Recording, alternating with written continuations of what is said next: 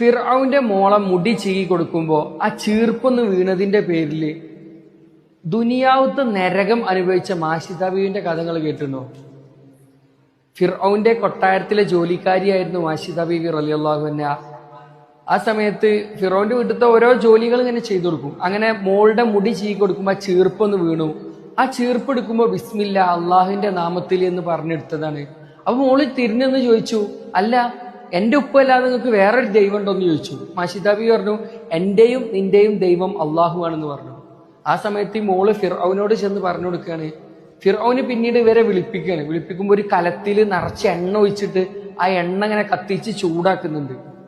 അങ്ങനെ ഫിർഔൻ ചോദിച്ചു, ഫിർഔൻ ആ സമയത്ത് ഞാനാണ് അള്ളാഹ്, എന്നല്ലാതെ വേറെ ആരും ആരാധിക്കാൻ പാടില്ല എന്നൊക്കെ പറഞ്ഞ് നടക്കുന്ന കാലാണ്.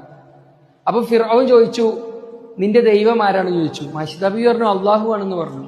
ആ സമയത്ത് അവരുടെ ഓരോ മക്കളെ വിളിച്ചിട്ട് ആ ചൂടുള്ള എണ്ണയിലേക്ക് ഇങ്ങനെ ഇട്ടിട്ട് കൊല്ലാണ്. അങ്ങനെ അവസാനം മുലയൂട്ടുന്ന ചെറിയ കുട്ടിന്റെ ഊഴെത്തി, ചെറിയ കുട്ടിനെ ആ എണ്ണയിലേക്ക് ഇടാൻ നിൽക്കണ്.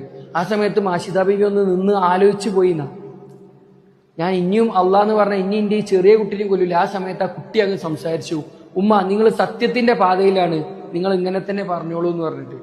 ആ സമയത്ത് മാഷിദ ബീവി വീണ്ടും അള്ളാഹ് എന്ന് പറഞ്ഞു, ആ കുട്ടിയെയും കൊന്നു. അങ്ങനെ